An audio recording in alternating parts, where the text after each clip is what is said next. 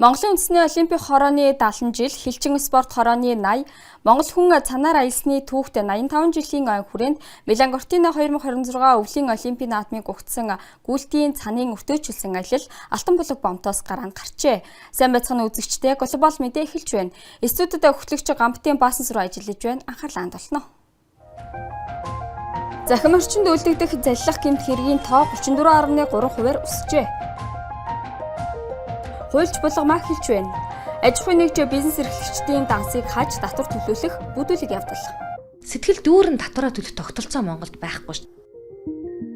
Дархуул аймгийн төлөөлөгчид Буратийн тусгай хэрэгцээт хүүхдийн сургуульд зочиллоо. Комплекс хэлбэрээр том хэлбэр хийцэн гэж харж байна. Бурат улсад Монгол Оросын хамтарсан олон улсын үзэсгэлэн худалдаа боллоо. Энэ бүгд Монголын аж ахуйн нэгжийн бүтээгдэхүүнүүд. Нөөцийн махыг гулуузаар худалдаалж эхэллээ. Манай улсын нийт хүн амын 2.6 сая нь Facebook итгэдэг хэрэгэлдэгэ. Үүнтэй холбоотой захим орчинд үлдэгдэх заллах гэмт хэргийн тоо сүүлийн 3 жилд 34%-аар өсжээ.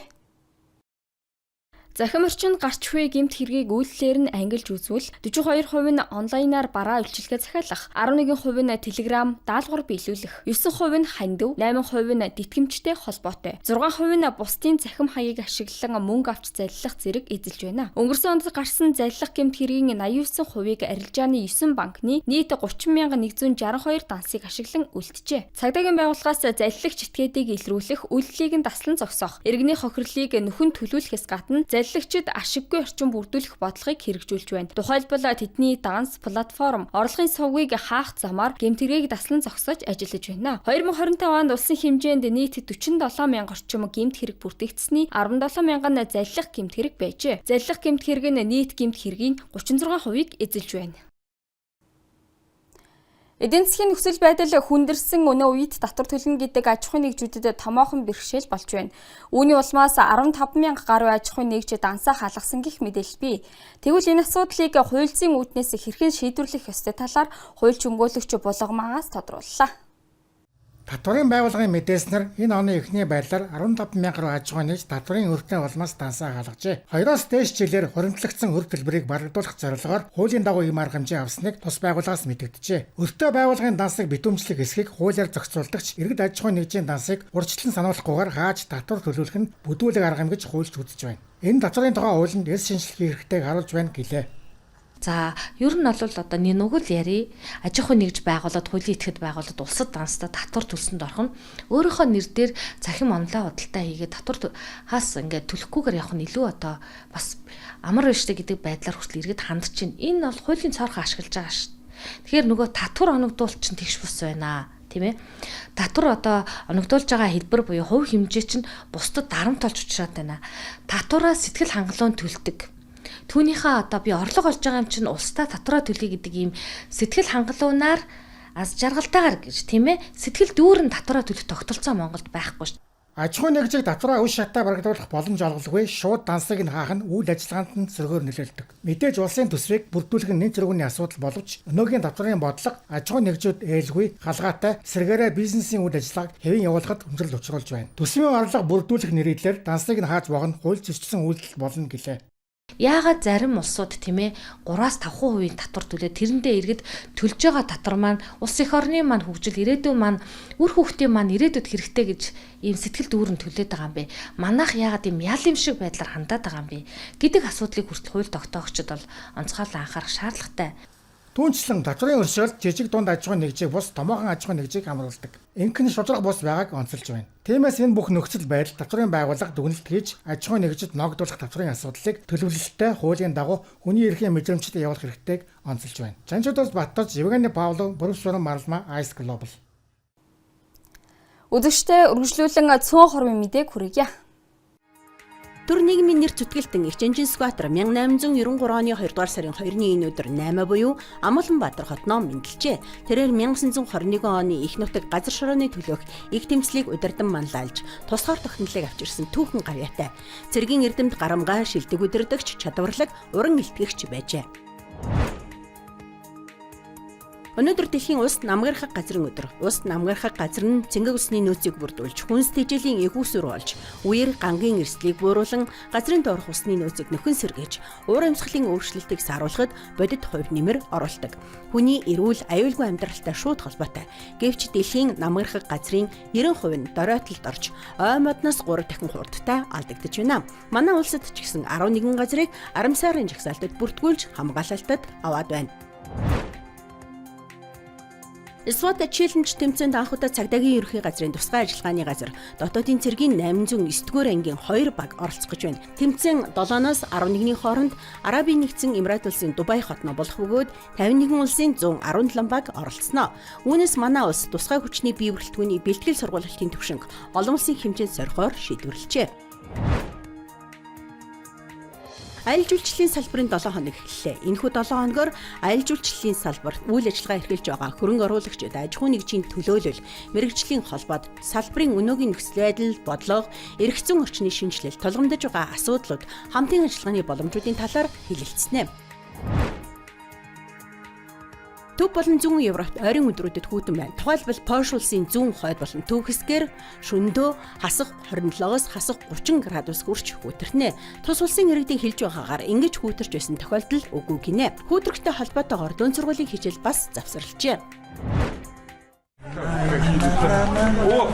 Sorry bro. Буряга дүүриш.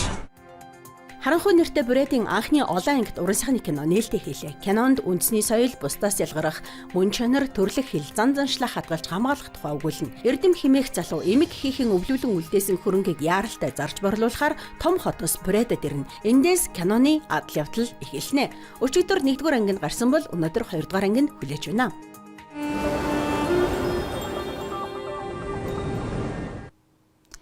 Дархуул аймгийн иргэдийн хурлын төлөөлөгчид Орос улбаны улсын бүгд найрамдах Брэд улсад зочлоод иржээ. Энэ үеэр тэдэнд Брэдийн талаас тусгай хэрэгцээт хүүхдийн сургууль, мөсөн ордон, хөгжим хүмүүнлэгийн ухааны лицей зэрэгтэй танилцуулсан байна. Энэ талаарх мэдээллийг дараах сурвалжлагаар хүргье. Боловсролын газар Брэдийн боловсролын байгууллагуудтай танилцах эхний маршрут нь 60 дугаар сургууль байв. Тэр сургууль Сибирь болон Алс орнуудад өвөрмөц боловсролын байгууллагад тооцогддог. Энд хөгжлийн бэрхшээлтэй хүүхдүүдэд зориулсан онцгой нөхцөлийг санал болгодог юм. Тэр сургууль нь Улаанбаатар хотын 103 дугаар хороололд байрладаг бөгөөд хотын өнцөг булан бүрээс хүүхдүүд ирж суралцдаг байна. Тусгай эрхцээд сургууль нь өөр төрөл чиглэлийн хөгжлийн онцлогтой хүүхдүүдтэй ажилладаг. Үүндээ ийм өрмөц сургууль ховор. Монголчууд энэ тал дээр маш том асуудалтай байдгаа илэрхийлсэн.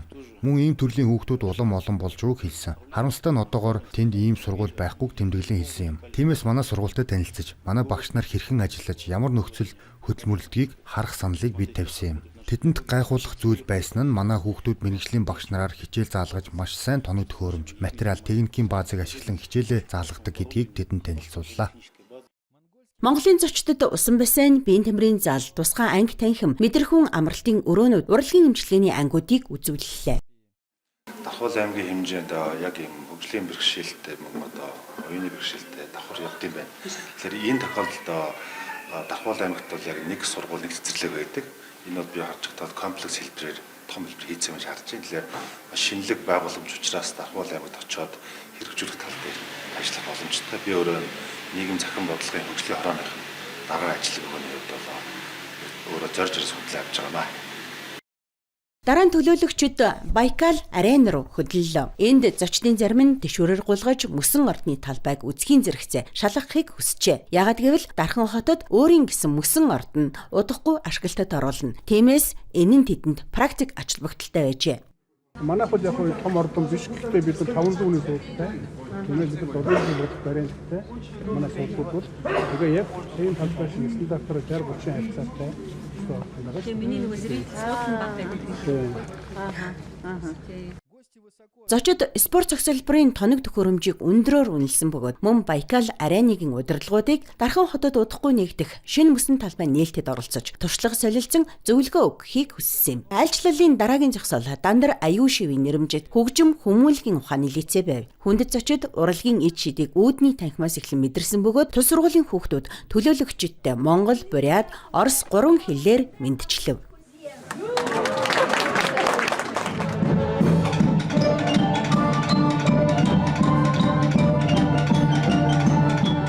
Танилцах аялал олон чиглэлийг хамарч төлөөлөгчд хүүхдүүд ямар төсөл судалгаан дээр ажиллаж байгаа болон одоогийн оюутан төгсөгчд ямар шагнал, цол хэрэгм хүртсэн хийгээд төрлөх бүгд найрамдах улсынхаа соёл уламжлалыг хэрхэн хүндэтгэж хадгалж байгааг үзэж сонирхлоо. Зочид өндөр сэтгэгдэлтэй байсан бөгөөд тэд багш нартай боловсролын үйл явц, хүүхдүүдийн хичээлээс гадуурх үйл ажиллагаа болон хөдөлмөр эрхлэлтийн талаар танилцаж, боловсролын байгууллагууд хооронд туршлага солилцох сонирхолтой гэдгээ илэрхийлжээ. Ice Global Улаанбаатар хотоос Лера Каратуева бэлтгэлээ. Бюродын нийслэл Улаанбаатар хотноо Монгол Оросын хамтарсан олон улсын үзэсгэлэн худалдаа болж байна.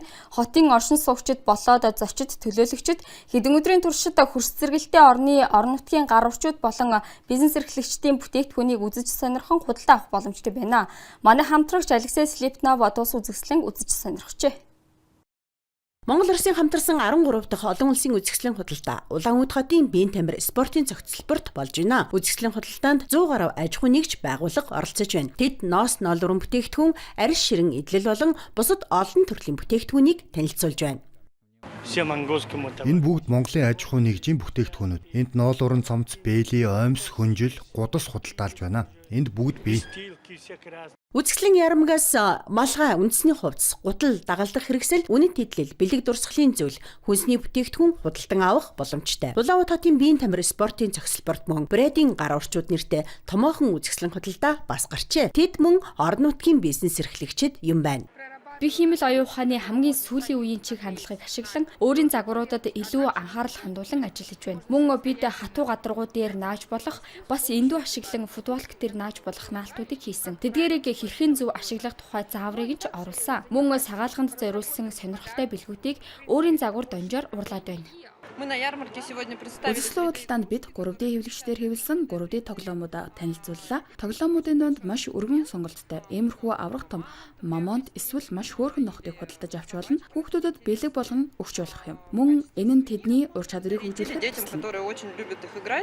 Энэ удаагийн үзэсгэлэн худалдааг удахгүй болох сагаалганы баярт зориулан зохион байгуулж байна. Бидний хувьд зохион байгуулж байгаа энэхүү үзэсгэлэн бол манай бүс нутаг болон Бурайд улсын хувьд чухал үйл явдал юм. Үүгээр зөвхөн эдийн засгийн харилцаа төдийгүй хоёр орны найрсаг харилцаа хөгжиж байна. Монголын үзэсгэлэн ярмарк Улаанбаатар хотын биеийн тамир спортын цогцлборт өглөөний 10 цагаас 19 цаг хүртэл ажиллаж байна. Тиймээс энд хүрэлцэн ирж өвөрмөц өндөр чанартай бүтээгдэхүүнийг худалдан аваарай. Андрей Слепнев, Доржи Чойдопов, өдрийн мэдээ. Өнөөдрөөс нөөцийн махыг гулуузаар худалдаалж эхэллээ.